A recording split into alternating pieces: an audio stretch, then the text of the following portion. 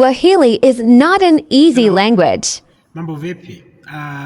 Today, I'm going to talk about something that I've realized as I go through online in several Swahili learning groups. I've seen foreign foreigners trying to learn the language, and they ask the Swahili speakers, that is Kenyan, Tanzanian, Ugandans, um, whether Kiswahili is a difficult language or not. And most people tell them that it's not. And that's not true. It's actually not true at all. But I understand, it's understandable why they say that. It's because, you see, the only aspect where Kiswahili is easy is the pronunciation.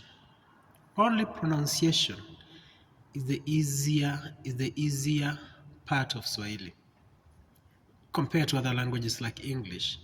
Because you see, unlike English, in Kiswahili, every single letter represents a sound, a specific sound. It never changes. So in Kiswahili, letter E is pronounced as E, and there is no situation where it's pronounced differently. But in English, E can be pronounced as E or E.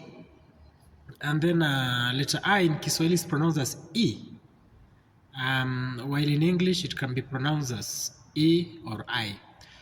And every other Swahili letter in the alphabet has only one sound.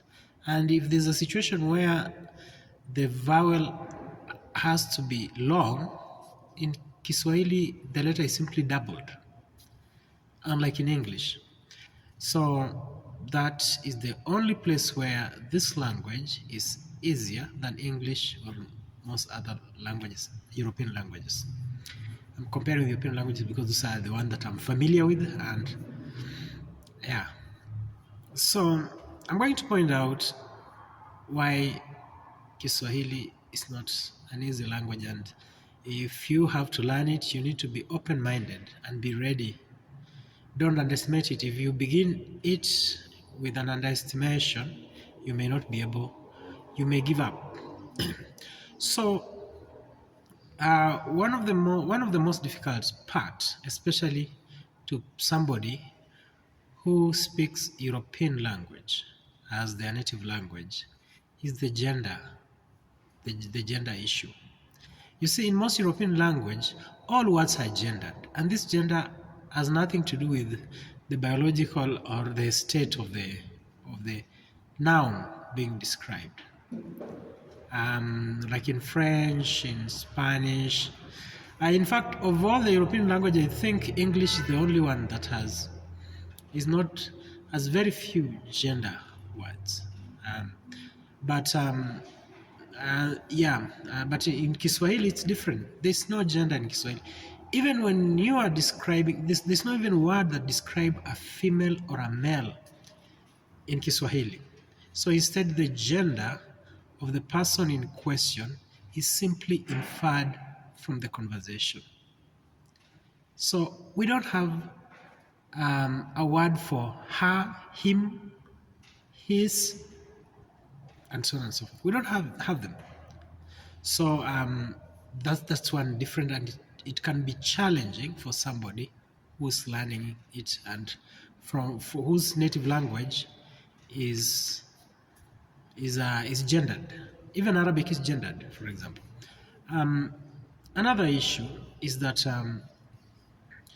in English, for example, the adjectives, they really don't change. For example, if you're describing colors, if something is red, it's just red. You can say a red fish, that is if there's something like that. A red shirt, a red car. Now, in Kiswahili is different.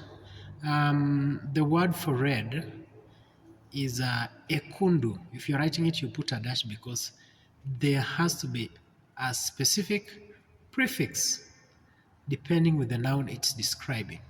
So if you're talking about a car, for example, if you want to say a red car, you say gari jekundu.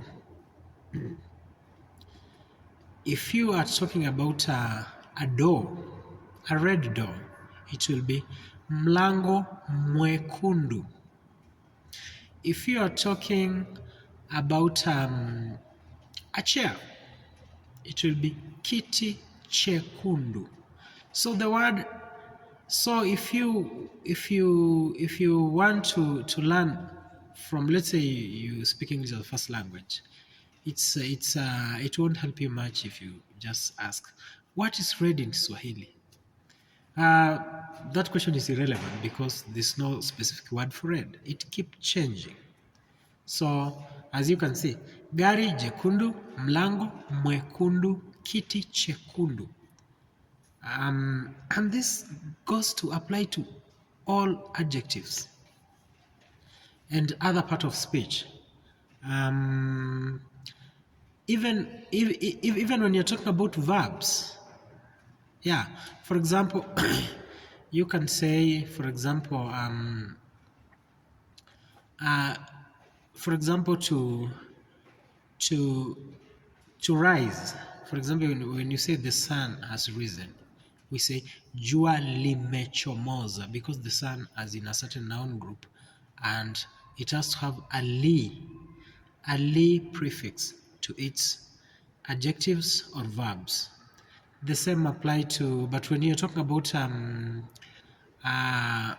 hand, you can say, for example, the hand, when the hand is appearing, maybe it was obscured and then it's appearing, you can say from the same word chomoza, you won't say mkono limechomoza. So you say mkono umechomoza. You see, limechomoza sun, but the hand is umechomoza. So you require to learn the grammar. It's easier to learn the grammar than to pick the word from your language and translating them directly to Kiswahili. It won't make sense when you try to put them together to make a conversation. And this is because the difference is that we don't have a gender in the language, but we have a noun class. We call them ngeli. This one categorize all Swahili words into a group of, I think, about 12 of them, and word from each category has the same prefix. So like, for example, the sun belonged to a group called Liya, noun group Liya. So in singular, we have a prefix li. That's why we say jua limechomoza. Also, flower belong to that group. So you can say ua limechanua. The flower has blossomed. Ua limechanua. So, and so on and so forth. So when you want to learn any language, I believe, not just Kiswahili, you need to learn something about the language first, gather some information, and design the approach to approach it. Don't just take your words from your native language and start translating them and then start putting them in a sentence in the pattern of your language of origin and expecting it to make sense in this new language. It won't. Otherwise, I wish you success in your endeavor as you try to learn this beautiful language. Have a nice day.